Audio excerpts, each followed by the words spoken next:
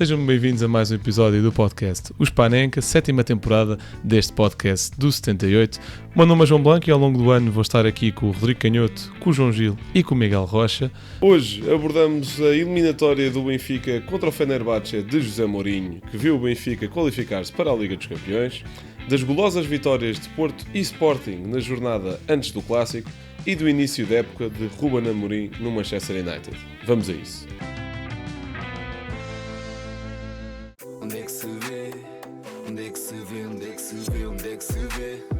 Palavras para quê? Já toda a gente sabe onde é que se vê. A emoção está de volta e já todos sabem onde é que se vê. Onde é que se vê? É na Sport TV. Sport TV. É na Sport TV. Sport TV. É na Sport TV. Sport TV. Bom, em primeiro lugar vamos começar por falar do triunfo do Benfica recém conseguido frente ao Fenerbahçe por 1-0, num jogo que permite a entrada na fase de Liga da Liga dos Campeões. Portanto, em primeiro lugar, muitos parabéns ao Sport Lisboa e Benfica por este triunfo e por a entrada de mais um clube português na Champions. Muito obrigado, Blanco. É verdade que o Benfica joga 3 vezes esta semana. Se calhar o jogo do Tondela para o campeonato, vamos apenas dizer que foi um jogo bem conseguido por parte do Benfica. Marca cedo, marca o 2-0 ainda na primeira parte. Portanto, acabou por ser um jogo um pouco sem história. Portanto, se calhar vamos focar um pouco mais na eliminatória, na pré-eliminatória europeia. E posso começar por ti, Rodrigo, para perguntar o que é que achaste para já da eliminatória num todo, e depois queria já entrar especificamente na questão do 11, com no primeiro jogo Florentino, no segundo jogo Barreiro, médios que trazem coisas diferentes ao Benfica, mas que na minha opinião procuram a mesma coisa, que é fortalecer o meio e fazer um pouco diferente ao meio campo do Fenerbahçe. Concordas? Sim, concordo totalmente. Acho que fez sentido a entrada dos dois nos dois jogos. Pronto, em jogos naturalmente diferentes. O Barreiro, obviamente, com características diferentes do Florentino, muito melhor com bola, melhor chegada à área, viu-se isso com os 2 golos anulados, um diretamente a ele, outro, não percebi bem se foi ao António Silva ou ao Pavlidis. Sobre os dois jogos, acho que são jogos antagónicos. O Benfica, claramente, na Turquia, joga na expectativa, joga mais na tentativa de ser em contra-ataque, e daí eu percebo a entrada, percebo na cabeça do Lage, não me faz sentido para mim a entrada do Bakturkoglu, ainda por cima com todas as conversas que se havia dele ir ou não ir para o Fenerbahçe, que acho que ficou hoje confirmado, ao não celebrar o gol. E portanto, sim, acho que o Benfica entra bem na Turquia, tem aquele remate do Rios, mas depois vai decrescendo ao longo do jogo. E aqui na Luz, que acho que faz mais sentido para mim focar-me neste, até porque acabou agora mesmo o jogo. O Benfica entra novamente bem, não entra também na loucura do Estádio da Luz de querer ir para a frente, pressiona alto, mas não é aquela pressão quase homem-homem, campo todo, porque sabe que o Fenerbahçe também corre-se muito e algumas vezes com sucesso, de pontapés para a frente para o NSI e hoje Talisca, que acabou por ser uma surpresa. Mas o Benfica bem, acaba por ter logo aquela oportunidade de golo aos 3 minutos do Barreiro, que se fosse um jogador, claro, melhor dotado do ponto de vista da finalização, muito provavelmente faria o golo, não tirando mérito à mancha do Livakovic. Depois o golo de fora de jogo, compreendo que seja anulado, não percebo o golo anulado ao Barreiro, para mim não há falta nenhuma. É um golo, um belo cruzamento, um belo cabeceamento do Barreiro, que é muito forte no jogo aéreo, como sabemos, pela impulsão que tem, é um jogo que salta muito. E sim, eu queria dar aqui alguns destaques individuais, 2 pela positiva, 2 pela negativa, e calmo já. Pela positiva, destes 3 jogos, Amar Dedić, acho que é um jogador mais nesta equipa do Benfica, um grande desequilibrador vindo de trás. É muito difícil parar o Dedić quando ele embala, pela velocidade, pela capacidade que tem de esconder a bola. Acho que é mesmo a grande contratação a par do Enzo neste mercado, tendo também em atenção a necessidade que o Benfica tinha no lateral direito, face à lesão do Bá e à falta de qualidade para se afirmar como titular neste momento do Leandro ou do Tiago Gouveia. E por outro, António Silva, acho que também tem estado muito bem nestes jogos do Benfica. Esteve muito bem, lá está, sabemos que ele é muito forte a jogar direto ao homem contra um avançado poderoso, como era o En-Nesyri, raramente conseguiu fazer alguma coisa. Teve bem até na liderança que trouxe, até na provocação aos adversários, num dos lances no lance em que o Talisca acaba por ser expulso, ele acaba depois também por lá ir provocar, algo que não se via no António Silva, até chamar assim algo menino neste sentido. O próprio beijo que ele dá ao Duran, não é? Que muito dificilmente haveria cartão por essa ação, mas acaba por desconcentrar o avançado colombiano. E termino com isto. Acho que. E é muito duro de se dizer, mas para mim é realidade. José Mourinho acaba por levar bem bola de Bruno Lage nesta segunda mão. Acho que vai vivendo um passado que, com todo o mérito, construiu. Todo o mérito. Mas acho que há uns anos para cá está ultrapassado. Acho que as equipas não são tão desiguais como ele andava a chorar nesta tentativa de mind games, de não tenho jogadores e o clube não me ajudou, e depois até tentar meter o árbitro no meio disto, gosto muito do árbitro, é um árbitro.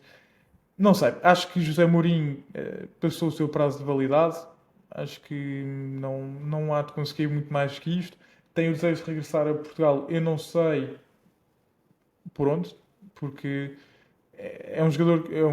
desculpem, um treinador que, como sabemos, atrevo-me a dizer, desde os tempos de Real Madrid, atenção, todo o mérito é o que fez no United, porque com os anos, e deu-lhe razão, muito bem aquilo que fez no United, mas é um treinador que desde os tempos de Real Madrid, com a meia equipa que tinha, claro, e todos os treinadores precisam dos melhores jogadores para serem os melhores, tem sido um treinador que se limita muitas vezes a entrar nestes mind games, num espetáculo de mediatismo e de até no banco, vimos logo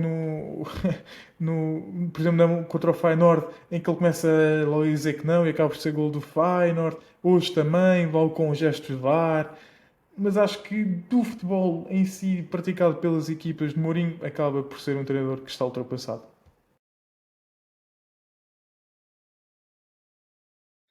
Blanco, pergunto a ti também, já agora, começando por esta ideia do Rodrigo acerca do Mourinho ter levado um banho de bola do Lage, se concordas com esta opinião de que o seu futebol ou a forma como coloca as equipas a jogar é um pouco ultrapassado e se calhar já não tão eficaz como noutros tempos? E peço também para comentares no geral o que é que achaste das duas eliminatórias com enfoque neste jogo, Bem, naturalmente. olá a todos. Posso começar já por esta questão do Mourinho.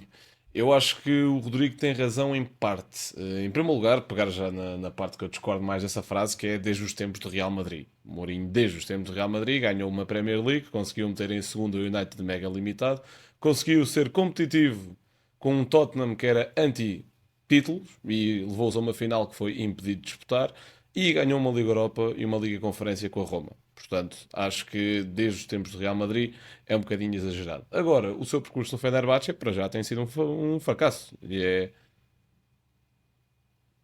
Não ultrapassado em títulos, Como é que se mas ganham títulos? no futebol É meter ofensivo. 11 Ele lá atrás? desistiu de jogar de forma ofensiva.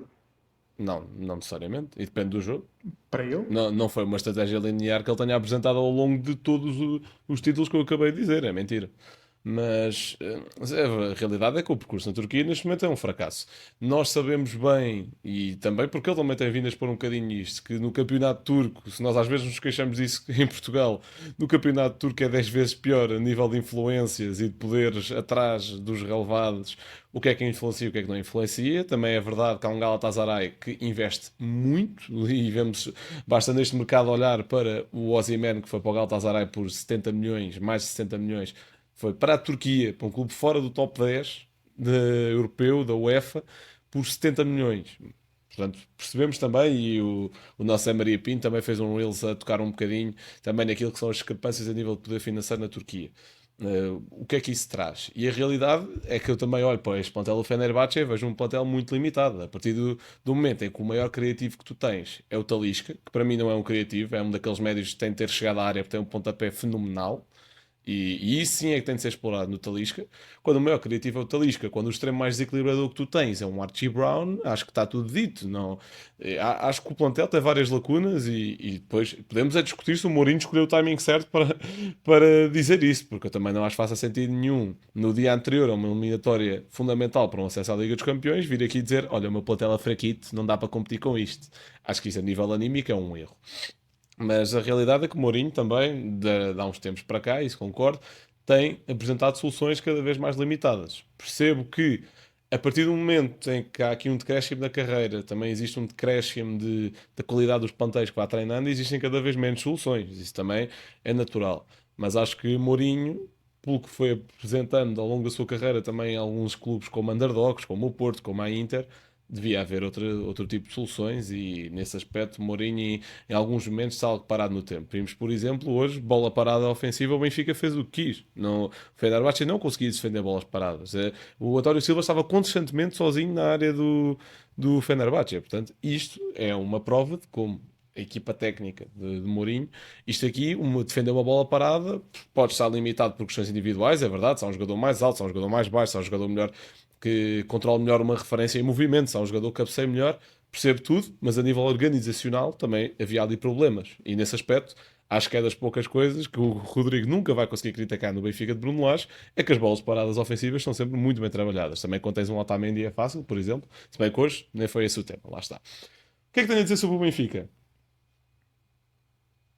Sim. Não, hoje deu para o Otamendi, Aliás, uma António última Silva nota e sobre o Bandeira. Fenerbahçe é que é dentro daquilo que é as limitações do plantel e as limitações do jogo do Fenerbahçe, porque nós vimos uma eliminatória onde ambos os treinadores estavam mais preocupados em não perder do que propriamente em ganhar. O Fenerbahçe só não pôde discutir a eliminatória porque não conseguiu fazer o seu trabalho a partir dos 70 minutos no primeiro jogo. Porque a partir do momento em que o Benfica se fez com 10, o Fenerbahçe tinha muito mais a obrigação de criar perigo do que o pouco ou nada que criou na Turquia a partir desse momento. E a partir daí o Benfica até conseguiu gerir bem o ritmo do jogo e depois o Benfica vê-se empatado com a segunda mão em casa. Acho que era fácil perceber para quem é aqui o favoritismo. Para alguns destaques individuais, quero destacar Pavlidis, porque tem sido aqui uma discussão deste início de temporada se ele rende ou não com o ia dizendo Pavlovic agora, com o Ivanovic ao lado. E a realidade é que o Pavlidis, nos jogos em que acabou por jogar sozinho, que foi Turquia fora e hoje, se não me engano, acaba por ser mais influente, principalmente hoje do que na Turquia, é certo, porque hoje o Benfica ainda assim quis jogar um bocadinho mais com bola do que na Turquia. Eu acho que no jogo na Turquia, se as duas equipas tivessem a opção de jogar com bola, eu acho que as duas escolhiam isso. Portanto, isto aqui não é bem uma crítica ao Benfica, é mais uma crítica das condições da eliminatória. Um, Acho que o Pavlidis hoje esteve sempre muito mais envolvido, fundamental lançar contra-ataques do Benfica, fundamental ligar ataques. Acho que numa altura e num 11 onde que não inclui Sheldro, porque acho que o Sheldro consegue fazer essa ligação make-up ataque bastante bem. Podemos depois discutir se a entrada dele hoje correu bem ou não, isso é outra história, mas estou a falar em termos gerais. Quando não há Sheldro, acho que Pavlidis ter esse papel é muito importante. E acho que o faz melhor quando tem toda a liberdade e toda a influência do ataque. Como vimos hoje, acho que isso foi um ponto importante. Richard Rios faz para mim o melhor jogo desde que chegou a Portugal. O jogo mais completo também, apesar de tudo.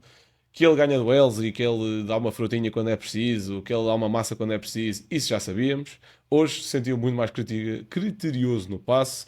Hoje se sentiu também muito mais criterioso na progressão com bola, porque uma coisa é saber conseguir galgar metros com bola, outra coisa é saber que espaço atacar, e acho que hoje ele conseguiu fazer isto bastante bem, até para a gestão do jogo do Benfica, porque é muito diferente estarmos à procura de um resultado ou estar-se a querer que o jogo acabe o mais rápido possível, porque o objetivo está cumprido, e também elogiar Barreiro, porque acho que apesar de ficar ligado a 2 golos anulados, para mim o segundo mal anulado, para mim o primeiro bem anulado, acho que é um monstro naquilo que é a pressão do Benfica. Acho que sempre que o Benfica quer pressionar um adversário mais alto, acho que o Barreiro pode ser uma solução.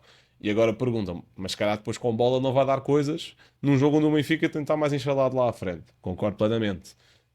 Acaba o treinador a arranjar soluções. Se calhar faz sentido começar com o Barreiro mais perto de Pavlidis e com o criativo um bocadinho mais atrás. Quem é esse criativo no plantel do Benfica, não sei. Mas pode fazer sentido. E acho que o Barreiro até faz um jogo bastante completo. Lá está, fica marcado nesses 2 lances, até por algum azar, sendo que para mim só tem culpa no primeiro, porque eu acho que esse gol não é anulado por fora de jogo, eu acho que é anulado por um toque a Nelson Semedo, e pronto, ele até que sai lesionado exatamente nesse lance. Mas sim, acho que o Benfica passa bem. Eu tinha dito aqui no início que achava que o Benfica ia sempre dar-se bem em competições europeias este ano. A realidade é que apanham o Nice, a meu ver, fraquito e consegue passar.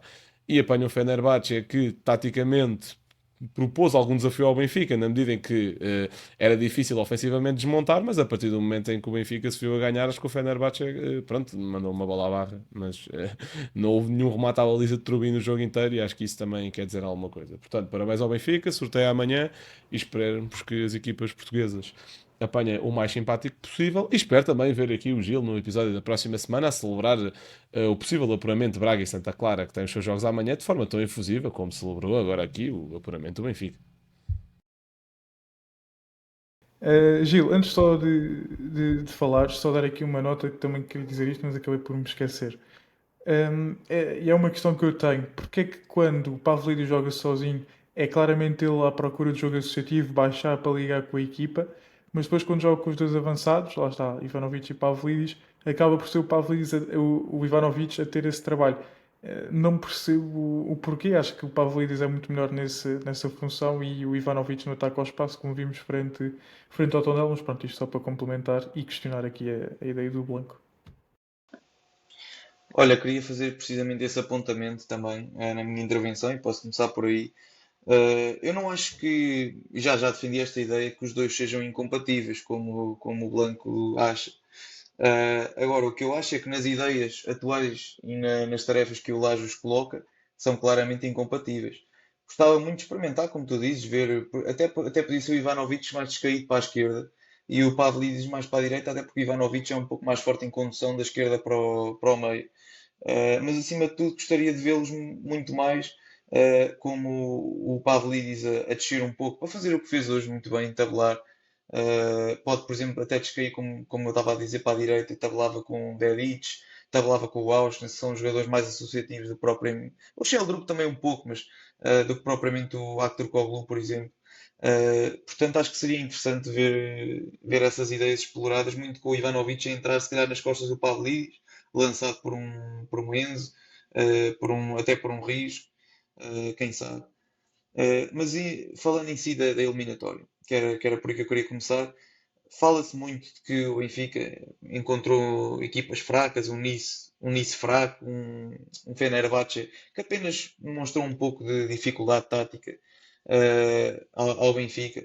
Mas a verdade é que, na minha opinião, o Benfica apanha as duas equipas de longe mais difíceis que podia apanhar no apuramento para esta Liga dos Campeões e passa as duas com algum sucesso.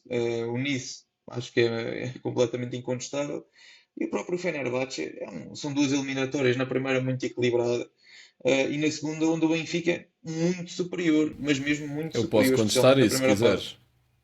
Mas Do tudo quê? bem. Calma, Do estás a quê? contestar a vitória do Benfica. Ou não? O que é que estás a dizer que é incontestável? A passagem do Benfica à Liga dos Campeões. Ok. Então, mas isso ninguém pôs em causa. Agora estavas a falar do nível dos adversários. Para mim não são de longe os dois piores que o Benfica podia ter apanhado. Dois melhores, dois melhores.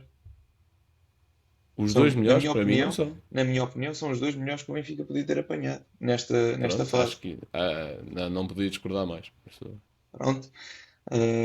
Enfim, prosseguindo e ainda falando do próprio Fenerbahçe, que pelos vistos é uma equipa que não é assim tão boa, não é? Tendo nas suas fileiras vários jogadores como o En-Nesyri, John Duran, Skriniar, Livakovic, Sim, uh, jogadores que ainda há um ano estavam Archie na Brown, Arábia, jogadores que não calçam Amrabat, no Leicester. Fred. Sim, Posso sim. continuar?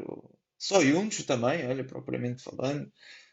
Portanto, são jogadores de nível que ninguém pode. São jogadores conhecidos, pelo menos. Portanto, não são aqueles jogadores de vão de escada que no mínimo ninguém conhece. Talisca, naturalmente, também já passou pelo Benfica e que faz uma boa exibição, na minha opinião, hoje no jogo. Portanto, o Benfica encontrou uma equipa cheia de talento individual. Uh, Ainda gostava de saber que muitos destes jogadores provavelmente seriam titulares em qualquer um dos três grandes. Portanto, o Benfica enfrenta neste segundo jogo, neste caso, na primeira parte, faz uma grande primeira parte. O Mourinho é completamente, não vou dizer ridicularizado, mas leva um show de bola, como o Rodrigo já disse. Com o Benfica a conseguir muito bem o jogo interior, depois o jogo exterior também bastante positivo. Bolas paradas ofensivas do Benfica muito boas. O Fenerbahçe praticamente não teve lances ofensivos de transição, porque muito bem os médios do Benfica, com barreira à cabeça, o próprio Rios e o Enzo a fecharem muito bem. Portanto, acho que foi uma primeira parte muito bem conseguida, que não tivessem sido circunstâncias estranhas, poderia ter ido 2-0 ou mais para logo na primeira parte, e teria certamente fechado a eliminatória, ou pelo menos tornado a situação muito mais calma. Enfim, não aconteceu e o Benfica entra numa segunda parte, obviamente apenas com 1-0 na partida, o que é algo perigoso, mas penso que o Lage foi muito inteligente no início da segunda parte. Tentou guardar um pouco mais a bola, às tantas começou a dar um pouco também mais de iniciativa ao próprio Fenerbahçe, que se viu que não tem grandes ideias, aí sim, aí posso concordar que não é a equipa mais forte precisamente porque não tem grandes ideias. Na minha opinião, as ideias deles era chutão para a frente, cruzamento para alguém na área, Talisca, Enesri, John Duran, alguém cabecear, ou então bolas paradas ofensivas, que também não criaram perigo nenhum. Portanto, tirando esse lance, até meio atabalhoado, que acho que é o Enesri manda a barra, o Fenerbahçe não queria absolutamente nada.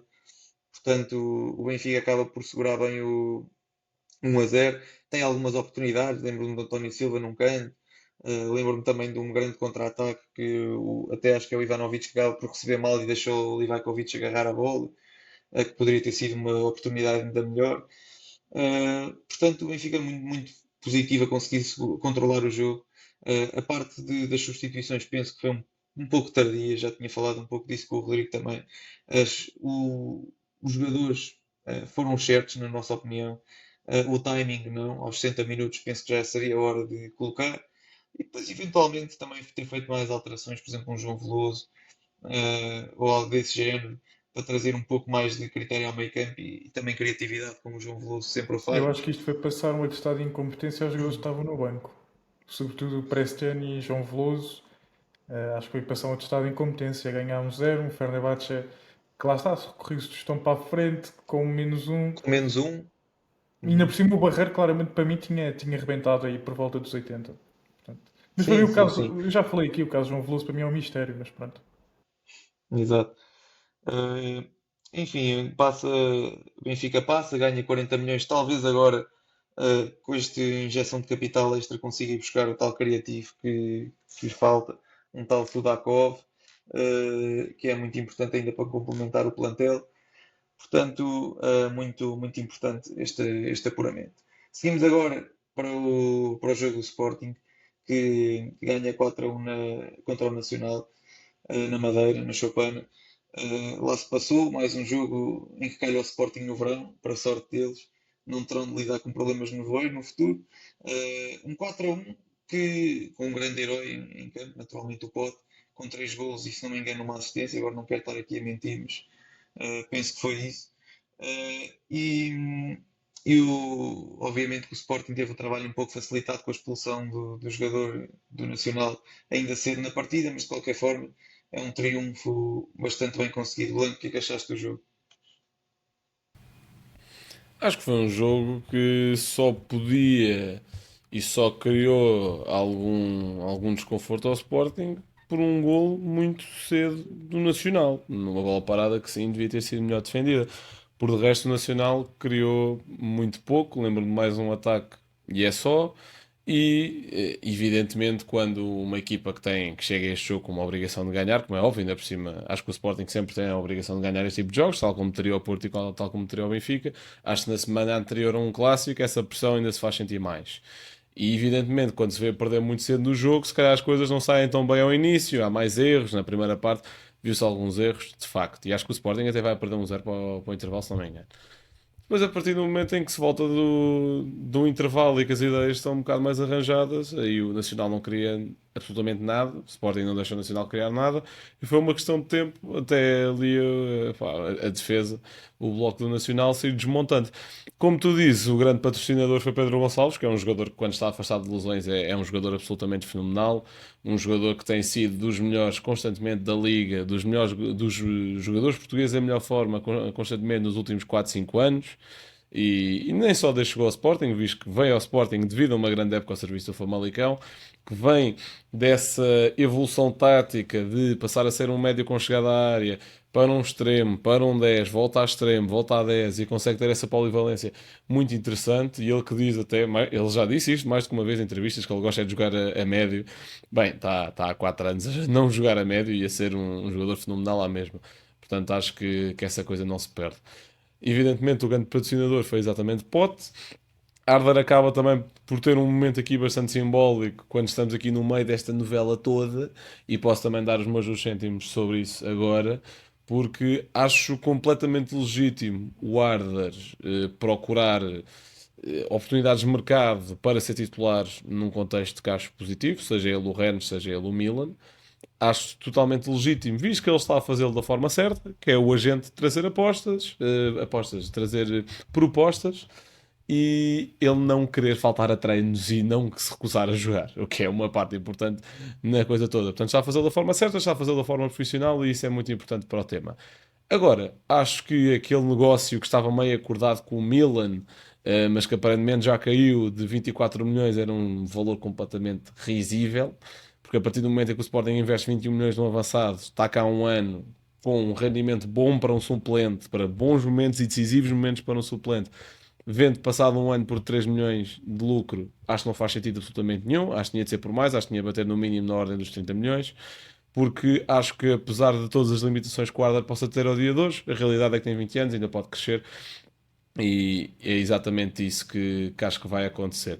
Porque para mim, o meu conselho para o Arthur e para o Mora por acaso é igual, que é tenham paciência e fiquem quietinhos. Não há cá Arábias, não há cá Milans onde dificilmente vão ter minutos, acredito. Se bem com a questão da transferência do Bonifácio do Bayer Leverkusen ter caído, podia ter ou não mais minutos. Depois também se falou de haver uma espécie de swap dele com o Santiago Jiménez, que é pá, isto não era Football Manager, isto era FIFA Prime. Não há noutro contexto qualquer, não dá para fazer isto. Mas pronto, acho que não faz sentido o Arthur sair do Sporting por tão pouco, ou seja, da perspectiva do Sporting e da perspectiva do Arthur. Percebo o desejo de jogar mais, acho que seria imprudente sair já, pelo menos. Vamos perceber como é que corre esta época, até porque lá está, época muito grande, acho que os 2 avançados vão conseguir jogar, e aqui não é uma questão de propriamente peso no plantel e de estatuto, ou seja, eu acho que o Pavlidis e Ivanovic, por exemplo, têm um estatuto que possa ser mais ou menos comparável, sendo que para mim ainda assim o Pavlidis tem mais. Acho que o Luís Soares, a partir do momento em que é contratado para ser titular, o Arda tem de ter um bocadinho a viola no saco e perceber que tem 20 anos e que ainda tem de crescer. Sobre o resto do jogo do Sporting, acho que o Sarashvili acrescentou muito ao meio campo do Sporting, acrescentou ali um aspecto combativo que falta muitas vezes a Morita, sem perder o aspecto criativo que Morita tem, e acho que o Sarashvili vai ser uma boa aposta no Clássico, visto que Morita tem mais uma lesão muscular para variar. Também é importante perceber o que é que vai acontecer na defesa do Sporting para o Clássico, não sei se Diomandi há de recuperar a tempo ou não sei se a Maxi Araújo vai recuperar a tempo ou não, mas a realidade é que Inácio e Devas têm feito grandes jogos. Mangas, um bocadinho mais apagado neste jogo, mas também vimos o que é que ele pode fazer contra o que fez contra o Aroca. Está aqui o velho caso do Fresneda, que eu acho que o Fresneda é um jogador que pode acrescentar muito se o objetivo do Sporting for ter à esquerda um lateral esquerdo muito ofensivo, sendo que alguém tem de fazer o equilíbrio à direita. Acho que para isso Fresneda pode ser muito útil. Se o objetivo for ter alguém mais defensivo à esquerda, acho que Vagianidis pode ser muito útil. Agora, vejo muita gente a perguntar quem joga de Fresneda, Vagianidis, e acho que se esquecem muito rapidamente de Eduardo Quaresma. Acho que é muito facilmente esquecível daquilo que este menino já fez, não só em jogos grandes, como por exemplo no Clássico contra o Porto, em que ele mete o Galeno no bolso, não só em momentos decisivos, como no gol que ele marca ao Gil Vicente, não só no facto de as 3 vezes em que ele está no plantel do Sporting, o Sporting foi campeão nacional. Nas 2 em que não esteve nesse período, não foi. Se há algum tipo de correlação direta, eu duvido, mas acho que há algum tipo de influência há de ter. São estas as minhas notas soltas sobre o momento, pronto, sobre esta semana do Sporting, e acho que vai ser um clássico quentinho, e já passamos aí para o Porto, assim que o nosso moderador autorizar. É isso, mas primeiro vou perguntar ao Rodrigo também a sua opinião sobre o jogo do Sporting, naturalmente. Se calhar com enfoque também para esta questão do. Se quiseres também comentar a questão do Arda e da chegada possível do Ioannidis, se calhar não está assim tão perto como se julgava aí há um tempo, esta reedição de Ioannidis no Sporting. Eu o mercado só falo quando o mercado fechar. Não, estou a gozar. É lá, O- acho que eu acho que seria um negócio da vida do Sporting. Quer dizer, esse foi o Chermiti. Mas vender o Arder por 24 milhões nesta altura criava um problema, né? Ia buscar um suplente, mas eu pegava nesse dinheiro e facilmente ia buscar o Cleiton ao Rio Ave. Muito facilmente. Acho que o Arder é um jogador altamente limitado. Fez estilo um Gyökeres 2.0. É um jogador burro, lamento dizer de forma tão fria, tão grunha, mas o Arthur é um jogador vá, que tem limitações cognitivas, digamos assim. É um jogador que joga assim, vê baliza, vê baliza, vê baliza. Claro que na Liga Portuguesa a sua fisicalidade acaba por torná-lo numa mais-valia, mas acho que é limitado. Acho que é um jogador limitado e se o Sporting, apesar de não fazer grande lucro, se o Sporting o conseguisse vender nesses 24 milhões, acho que seria muito positivo ao Sporting.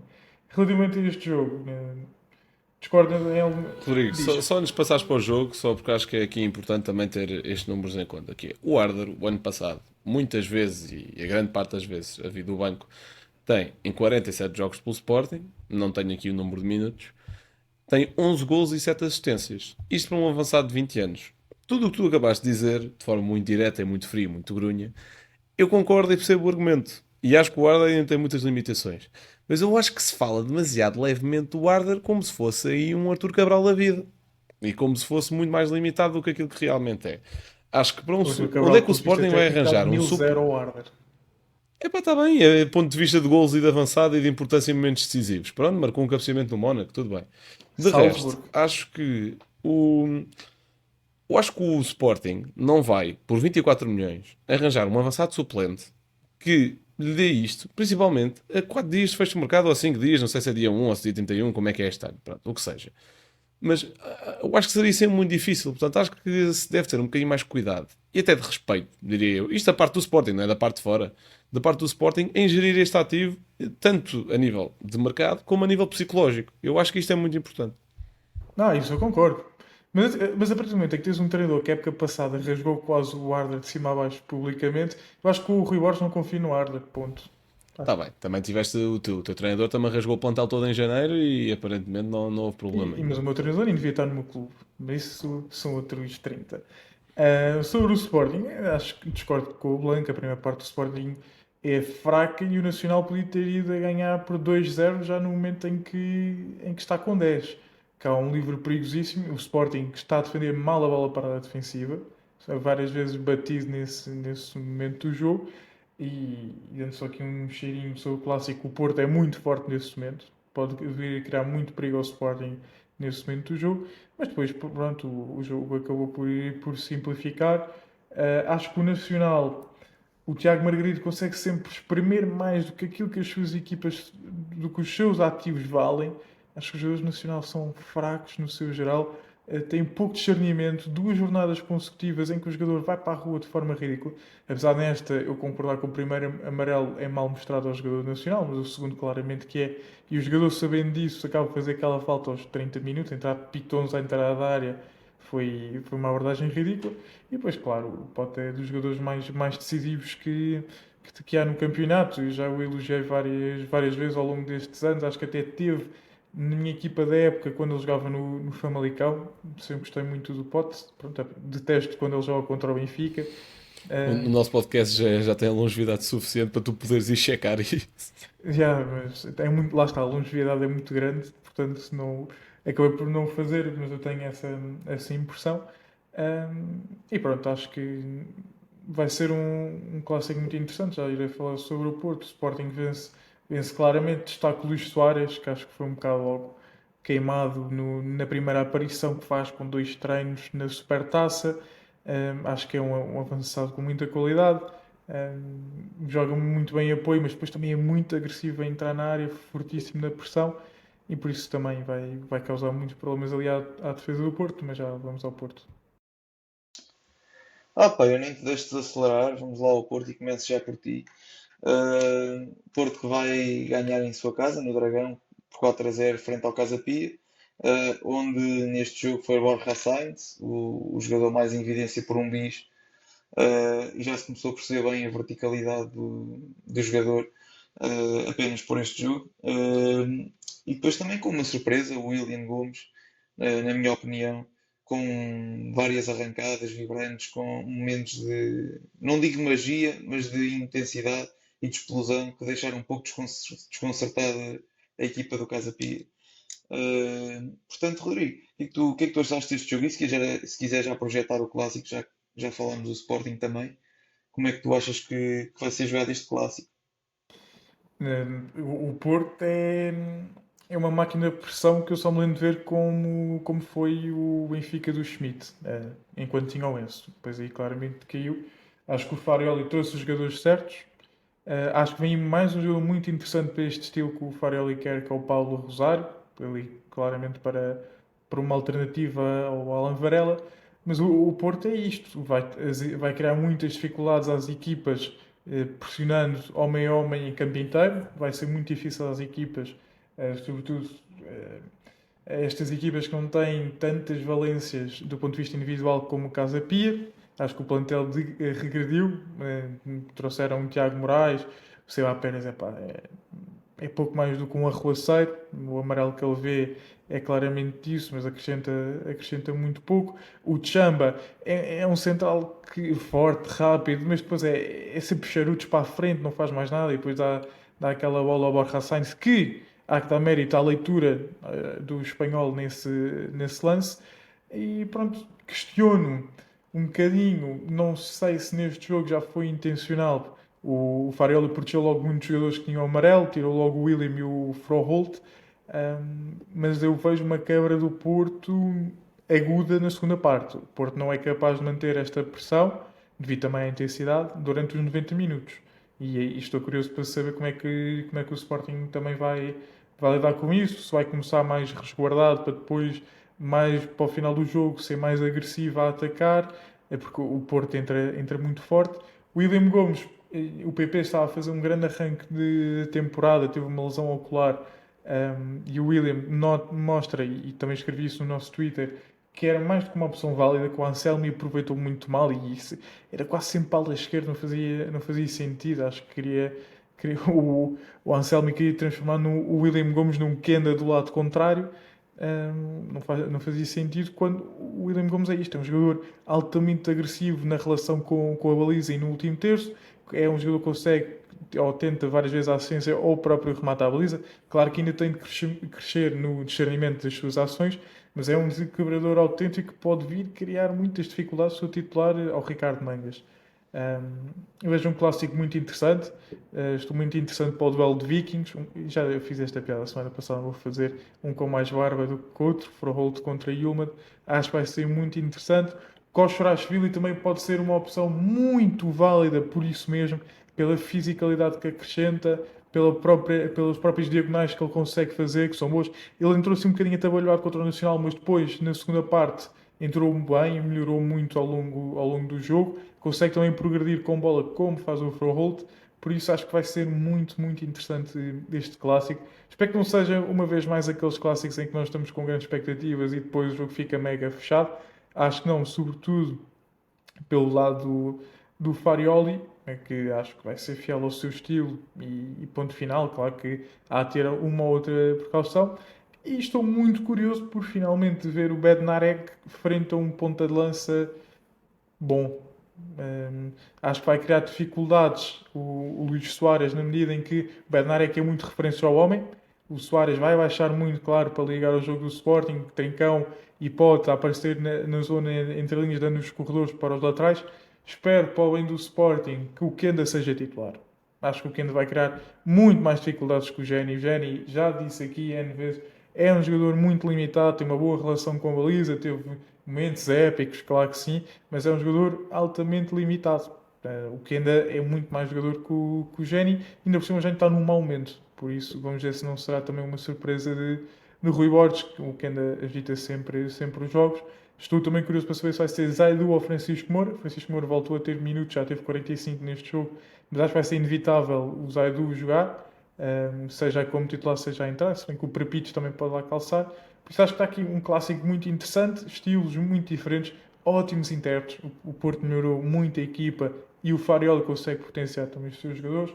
Rui Borges está a superar expectativas, eu critiquei muito e tal com muitas dúvidas sobre Rui Borges, acho que está a montar bem equipa, vamos finalmente ver frente a um adversário forte, vamos ver se sem expulsões.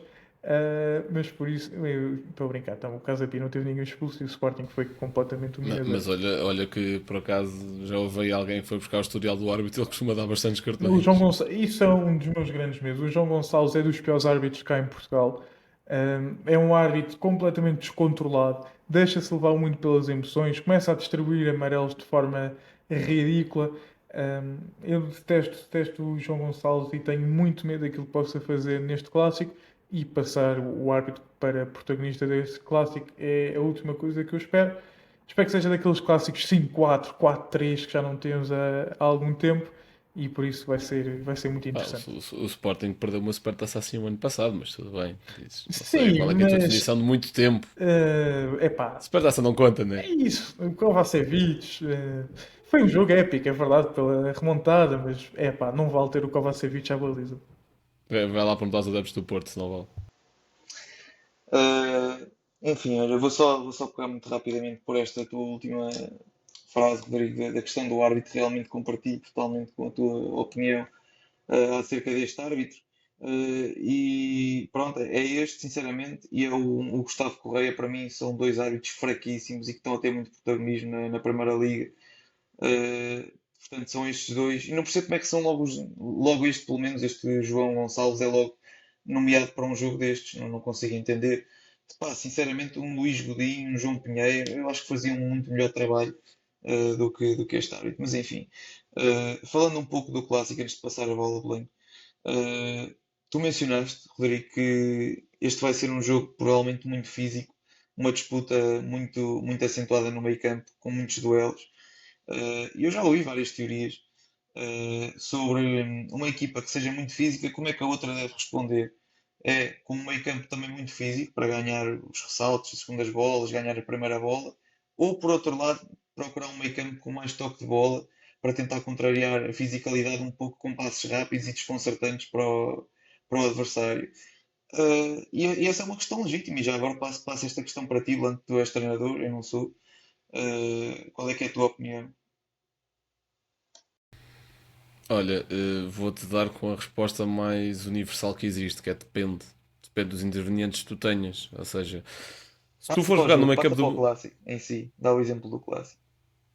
Não, dando o exemplo. Não, aliás, até vou dar o exemplo do jogo de hoje, por exemplo, do Benfica. A partir do momento em que tu tens um meio campo do Benfica que é mais combativo do que criativo, até porque tu vês a globalidade das opções, acho que é essa a leitura que tens. Contanto que o Florentino também, que hoje não estava disponível, se calhar não há peças para fazer a bola sempre andar a rolar e fazer os outros correr atrás dela. Agora, se calhar há peças para ganhar os duelos aos outros. Agora, se calhar se pegares num meio campo do Porto, que tens opções como o Fraolto, o Gabriel Veiga, o Rodrigo Moura a partir do banco, e apenas um elemento. E isto, ou seja, estamos a simplificar muita coisa. O Fraolto também ganha muitos duelos, o Gabriel Veiga também ganha muitos duelos, o Rodrigo Moura mais ou menos.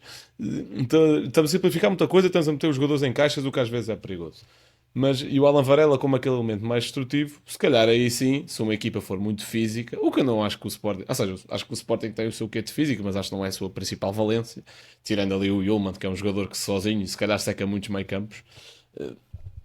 Se tivesse essas opções, se calhar faz muito mais sentido metê-los a correr atrás da bola. Eu percebo isso. Eu acho que o ponto de maior interesse que pode surgir do clássico é exatamente aquilo que o Rodrigo disse. Ou seja, como é que o Sporting vai combater exatamente esta pressão do Porto, como é que o Porto se vai proteger das transições do Sporting, e aí sim, acho que neste jogo, não que nos últimos jogos também não fosse preciso ele jogar, mas acho que neste principalmente, que ainda tem de jogar, que é um jogador que define muito melhor transições do que Géni. Aliás, até nos lembramos de recentemente. Acho que foi na eliminatória Taça com o Benfica há 2 anos o Géni que desperdiça uma coisa inacreditável. Não se lembram. Eu acho que foi contra o Benfica. Que é tipo um 3 para 1 que o Géni vai isolado e decide, pá, define Sim, horrivelmente mal sim, aquilo. sim, sim, sim. E sabemos que o Kenda define muito melhor transições. Quer a nível do passe, quer a nível do remate, mais a nível do passe propriamente, mais a nível da assistência.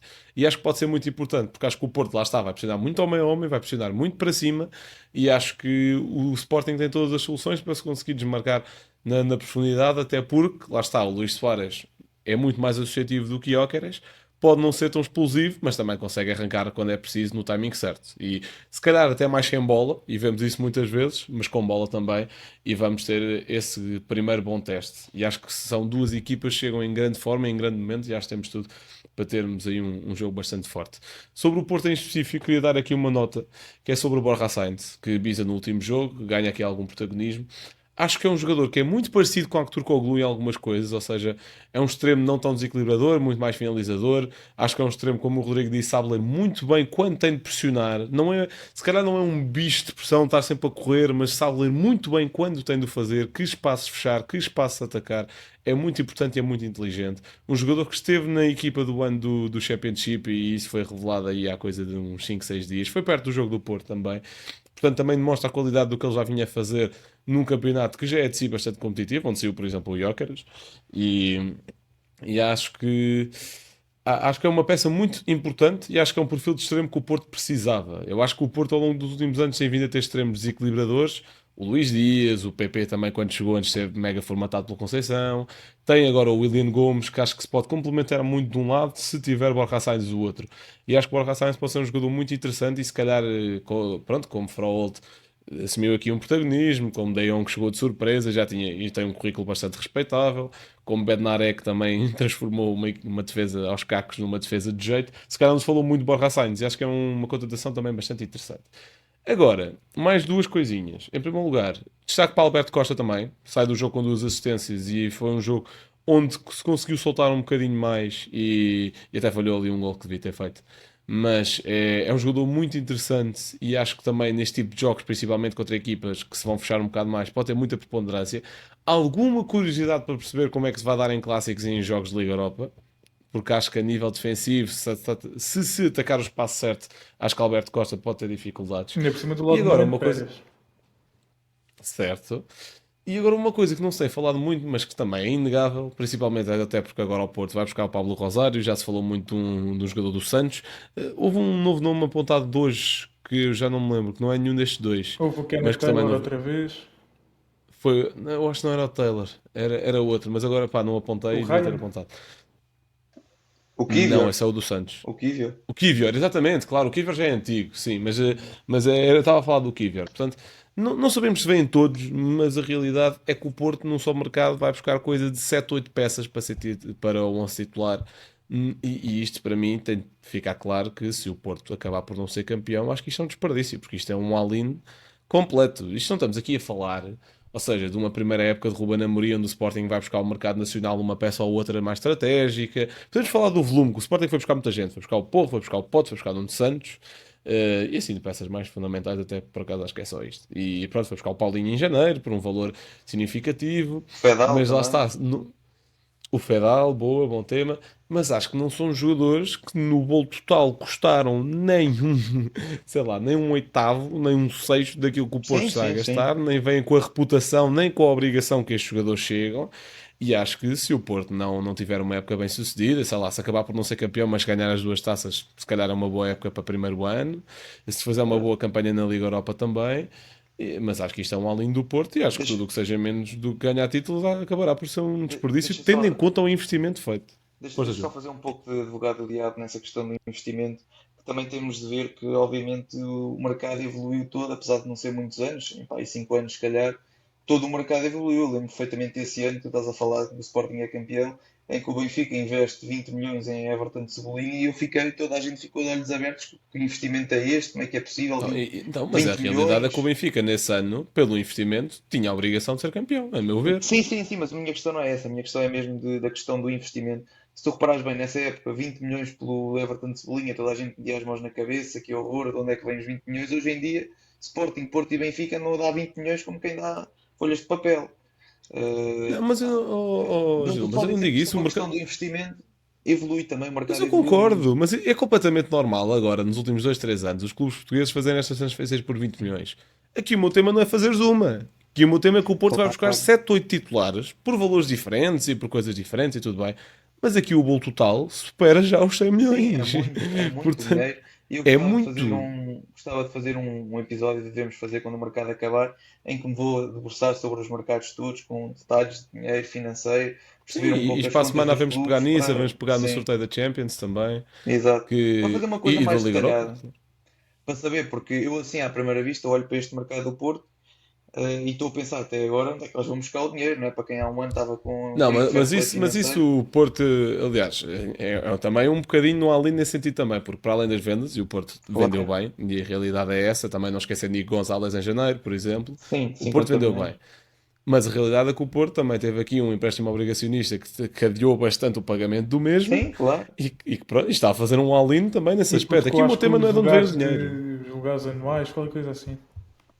Aqui o meu tema não é de tudo de onde veio o dinheiro. Aqui o meu tema é Uhum. se o dinheiro que foi gasto não trouxer retorno, para além de Claro, ser, claro. a meu ver, um erro total a nível financeiro, eu acho que também vai ser desportivo. E acho que isso é importante também perceber. Mas para não estar aqui a dar informações erradas, também estou aqui a abrir muito rapidamente o Transfer Market para dar exatamente o valor que o Porto já gastou neste mercado de transferências. Pronto, ainda Sim, não chegou aos 100 milhões, mas está está quase. nos 88,60 milhões. Já deve ser recorde na Pronto. história do Porto. São em. Ora, temos aqui 20 milhões em Froholt, 15 em Veiga, 15 em Alberto Costa, 13 em Nuno Pérez, 13 em Borja Sainz, 7,5 em Bednarek, 4,5 em Perpites e João Costa vem do Estrela da Amadora a custo zero e Luke de Jong também. Eu aqui estava já a incluir nas contas o muito provável, pelo menos, o negócio do Kivior, que está mesmo Fez muito bem 109 adiantado. Kiver milhões também, não é? só entra nas contas para o ano, que Para é o ano, empréstimo sim, com é obrigação de empréstimo. conta. Obrigação de Empréstimo, ok, conta. não Mas tinha não deixam apanhado. de Bem, mas lá ser, está. não deixa de ser Não 20 deixa de ser milhões, é uma ótimo. hipoteca um bocadinho das finanças do clube. E isto é Uhum. importante também termos aqui para as contas que o Porto, só neste mercado, também recebeu 75,77 milhões de euros. Portanto, Claro. Francisco Conceição 32 milhões, Otávio 17, Otávio 17, Já fez a geneira? João Gonçalo Mário 12 Borges, milhões, 11. Gonçalo Borges 10, Fran Navarro 2,70 e depois ali uns pozinhos por Ivan Raima, Dani Namaze Claro, e, claro, e claro. Samuel Portugal. Mas isso teremos Portanto, tempo de fazer um episódio mais focado, se calhar, no próprio certo, mercado. aqui só o meu ponto é também um bocadinho a responsabilidade que veio do Porto, digamos assim, não Sim. tanto por sucesso recente, mas pelo all-in neste mercado, que acho que é claro. Ok, não sei se já tinhas acabado de falar do Já, já, Porto, já, por já, isso. estou Ok. fechado. Então, olha, não desligues o microfone porque vamos falar de Ruben Amorim, e do seu eliminação, na Copa da Liga Inglesa frente ao Grimsby Town por 2-2 após 26 penaltis. Sim, eu queria trazer só aqui esta nota e tu presumo que até tenhas adicionado ao alinhamento justamente por minha causa. É muito rápido, ou seja, o Amorim até fez uma pré-época bastante aceitável e a praticar um futebol bastante diferente, ganhou a Premier League Summer Series, onde enfrentou Everton, West Ham, acho que sim, Everton, West Ham e Bournemouth. Portanto, equipas, pronto, de qualidade de Premier League, não estamos a falar de equipas que subiram agora, estamos a falar de equipas que se mantêm na Premier League já há alguns anos. E umas com mais qualidade, outras com menos. Acho que o West Ham é uma equipa limitadíssima este ano, por exemplo, mas o Bournemouth é um projeto sempre a ter em conta. Acho que o Everton vai crescer com o Grealish, por exemplo. Portanto, e ganhou aos três, se não me engano. Ganhou aos três jogos. Portanto, vejo aqui com algumas dúvidas o que é que se passa neste início de época em que tem um bom jogo contra o Arsenal, perde, e pronto, e perdeu bem, é futebol. Tem um jogo contra o Fulham, onde a partir do banco só fez as neiras, geriu muito mal o jogo, substituições completamente ao calhas, muito poucas dinâmicas coletivas. Vemos um Bruno Fernandes até que chega ao Man United e muitas vezes tem um estilo de jogo muito diferente daquele que tem na seleção, muito menos criterioso, muito mais a tentar forçar o passe de morte que não entra. Isso não faz sentido. Hoje o jogo contra o Grimsby é mais um dia na vida do adepto do Manchester United nos anos recentes. Portanto, como é que se é eliminado por uma equipa da quarta divisão inglesa no 11 que tem, por exemplo, Mainu e Sesco e Maguire, que são jogadores que poderiam muito bem ser titulares do Manchester United? E Acho que falta Dorgu que aqui é qualquer coisa. titularíssimo.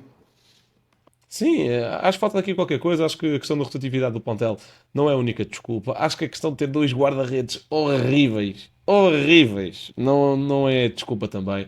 O Altay, até de cara, e se o virem de frente, dá para perceber. É um Kovacevic 2.0. Não sabe sair da baliza, não sabe atacar cruzamento, não sabe. No jogo com o Fulham, cada vez que o homem sair da baliza, aquilo era mais Jesus. Num canto, já toda a gente daquele campeonato percebeu que num canto basta soprar ao ouvido do Altay, que ele está fora dela, basta acertar o cabeceamento que é golo. Aliás, ainda hoje o Grimsby marca outra vez de canto, não contra o Altay, mas contra o Onana, e é uma coisa já recente nos últimos anos do United, é que eles não sabem defender cantos. O Portanto, Onana sai muito mal. Acho que podemos falar aqui da questão do mercado. Acho que o plantel melhorou. Acho que ainda faltam peças importantes, um guarda-redes logo à cabeça. E acho que se o Donnarumma, por um segundo, sequer ponderasse vir para aqui, acho que o United devia logo gastar um balúrdio qualquer. Porque, epá, está grave. Acho que o plantel tem algumas culpas, mas acho que o Amorim também tem responsabilidades nisto. E é bom que ele comece a praticar algum bom futebol, porque por muita paciência que se tem um treinador, e acho que fez todo o sentido não o despedir no final da época passada. Epá, meu amigo, já tiveste um mercado onde já deram algumas peças, mesmo não te dando todas. Não podes andar a empatar com um Fulham que não teve nenhum reforço no mercado ainda. Pronto, teve um guarda-redes suplente, lá o que é que foi. Não teve nenhum. O Marco Silva passa a vida a chorar com isso. Como é que tu empatas com estes gajos sem falhaste um penalti também? Acho que não faz sentido e acho que é preciso um E United foram dominados. mostrar algum andamento. Diz, E desculpa. foram dominados pelo Fulham. Isso também não digo. Acho que é um jogo equilibrado. Eu acho que Acho o que na United primeira manda parte até foi aos mais 25 United. minutos e depois o Fulham manda completamente.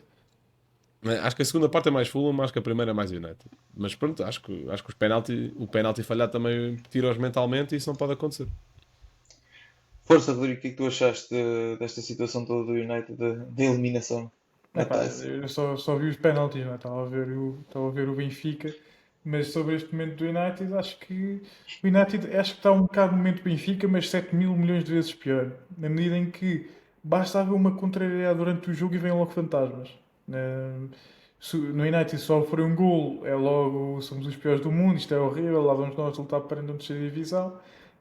E pronto, acho que o grande trabalho do Amorim, além de melhorar o futebol praticado e de arranjar um guarda-redes, eu acho que o United tinha de fazer tudo para ter o Donnarumma, mas tudo mesmo. Dar-lhe o salário mais alto do plantel, pagar. O próprio PSG não está a pedir muito. Dizer, meu amigo, jogas quando quiseres, sempre titular. É isso, tem de atacar um guarda-redes, ponto final. É impossível ser competitivo com a Nana e com o Altay. Ou seja, o Amorim, acho que na sua carreira como treinador principal, teve um ano de um bom guarda-redes, que foi um Adan em 21-22? É 21-22? 20-21. 20-21. 21-22 ainda manteve o nível. A partir daí começou a cair um Eu bocadinho. não me lembro do Amorim ter assim uma equipa com um mega guarda-redes tirando esse ano. Portanto, acho que tenho de ir buscar, ou seja, o próprio Altay não é nada de especial com os pés, portanto o Donnarumma tem se calhar é superior, apesar de não ser espetacular. Não sei o que é que o Amorim está à espera. Ele diz que ainda estavam a ver reforços e que não estavam dependentes de saídas. Acho que agora o Garnacho indo para o Chelsea é atacar com tudo o E essa é outra, é que o United ainda tem ali alguns ativos significativos por colocar. O Garnacho à cabeça, o Holland, o Anthony, Sancho, Anthony. Portanto, muita gente. tenho de gerir isso rapidamente e não sei, o Amorim se calhar está à espera do dia 25 de outubro para mudar de clube. Muito bem. E é com esta que podemos seguir para as rubricas. Nem vocês tiverem mais nada que dizer, portanto, Leno, o teu facto. Bem, eu hoje vou trazer 3 factos assim em modo relâmpago, porque já estão todos relacionados uns com os outros. Bem, o primeiro é que é a quarta pré-eliminatória consecutiva que as equipas portuguesas ganham e que as fazem entrar na Liga dos Campeões. Portanto, começamos com o Benfica contra o PSV de Roger Schmidt em 21-22, Benfica contra o Dinamo de Kiev em 22-23, o Braga contra o Panathinaikos em 23-24 e o Benfica contra o Fenerbahçe agora em 25-26. Portanto, sempre bom termos mais equipas na Champions League da Liga Europa, isso é porrar. Seguimos para Benfica iguala um recorde com 110 anos que pertencia ao Sporting, ou seja, é o Sporting de 1915-16 e este Benfica são as únicas equipas portuguesas a não sofrer golos nos primeiros 7 jogos da temporada. Portanto, às vezes, quando se também, e pronto, e está muito na moda, e eu percebo que seja um treinador limitado em algumas coisas, quando se quer bater no laje por tudo e mais alguma coisa, também vamos dar mérito, porque a defesa está muito bem entregue, pelo menos até ver. E a última é que José Mourinho falha o acesso à Champions pela segunda época consecutiva e o treinador português não participa na prova milionária desde o Covid. Portanto, eu, se não me engano, o último jogo que ele faz de Champions, se não me engano, e isto não é facto, é a derrota dele com o Tottenham para o Leipzig do Nagelsmann, que foi, lá está, no Covid. Eu acho que foi essa. Portanto, também aqui um bocadinho reflexo daquilo que estavas a dizer, Rodrigo, e se calhar, lá está, de algum decréscimo daquilo que é o Mourinho. Bem, agora não sei para quem é que vou passar. Vou passar para o Gil. Declaração da semana. Obrigado. Pronto. Vá, de qual das entrevistas de Manteigas e Noronha que ele vai escolher? Vamos ver. Por acaso também teria sido um bom tema, é verdade. mas infelizmente hoje trago, infelizmente ou felizmente, dependendo da opinião, trago aqui duas, uma mais, na realidade as duas já estão ligadas ao que falámos. Uma delas é do guarda-redes do Grimsby Town, que diz: sou adepto do Man United, por isso estou meio chateado após o jogo. Uma clara alusão a tê-los eliminado, que é sempre um momento algo cómico de vermos. Obviamente vemos aqui Isso era muito o simples, Kevin. era ter ficado parado os penaltis todos. Pois, era assim. Mas ainda bem que vamos que dá para apoiar um clube e ser competitivo pelo seu clube ao mesmo tempo. E a segunda declaração é de Ruben Amorim, na antevisão a este jogo, em que ele diz que não estamos preparados para jogar na Europa e na Premier League. O que já começa a ser algo preocupante, tendo em conta que na época passada demos-lhe de barato que entrou ao meio da época com um plantel que não era seu, com jogadores que se calhar não queria. Este ano já teve todo um mercado de verão, toda uma pré-época para começar a apresentar um pouquinho mais do que se tem visto. E vir aqui dizer que o United, o Manchester United, que não é um clube qualquer, como todos podemos concordar, não tem capacidade para jogar competitivamente na Europa e na Premier League, é um bocado grave de se dizer. Pá, imagina um treinador do Benfica dizer isto. Sim, isso aí era gravíssimo, digo já. Portanto, se eu fosse adepto do United, eu não sei como é que eu estaria ao ouvir esta declaração. Mas enfim, Rodrigo, o teu colega de quarto. Então, os meus companhos de stanza, o primeiro deles foi formado não faço ideia que levei este, mas é do Rio de Janeiro. Depois foi para o Botafogo e acabou lá a sua formação e estreou-se como profissional lá na época de 2012, porque o Brasil, pronto, já sabem que é aos anos, literalmente, é ano. Botafogo é emprestado no ano seguinte ao Internacional de Porto Alegre. Botafogo, depois tem aqui uma passagem nos clubes que eu ia. Num dos clubes que eu vou. Onde partilhou o quarto, mas pronto, já perceberam que é a Itália, com outros jogadores. Teve também depois no Vasta Gama, 2 anos e meio de Fluminense, Benfica 2 anos e meio e neste momento está no Bahia. Fluminense, Benfica, Bahia. Uhum. Gilberto? Muito bem. É Gilberto, que está Bem neste parecia. momento, Não estava na dúvida se ele momento estava agora no Bahia. no Bahia e que em 2015, 2016 jogou no Verona e partilhou balneário com Pierluigi Golini, que foi guarda-redes da Atalanta e está neste momento na Roma. Rafa Marques, antigo jogador do Barça. Cláudio Wink, não sei se lembram, lateral do Marítimo. Marítimo? Exatamente. Yeah. E também eu acho que tinha outro, exatamente, e com Luca Toni, Ante Rebic, nesta equipa do Hellas Verona, que ficou em 20º lugar na Série A, em último lugar, e desceu para... What? Desceu Mas com um para grande ponta é lá à toa. Série B, apenas 5 vitórias. Isso é o Luca Toni, ou não? Com 39 anos. Ah, 5 mesmo assim. vitórias, 13 empates, 20 derrotas. Muito bem. Pronto, sabemos claramente o treinador devia ser o Bruno. Digo já, deixa lá ver quem é que era. Começou com Gigi Del Neri e acabou com Andrea Mandorlini. Portanto, absolutamente ninguém. Yeah. Ok. Está justificado. Enfim, muito obrigado por nos terem ouvido. Mais um episódio. Um grande abraço e até para a semana. Onde é que se vê, onde é que se vê, onde é que se vê? Palavras para quê? Já toda a gente sabe onde é que se vê. A emoção está de volta e já todos sabem onde é que se vê. Onde é que se vê? É na Sport TV. Sport TV. É na Sport TV. Sport TV. É na Sport TV. Sport TV, adere já na tua box.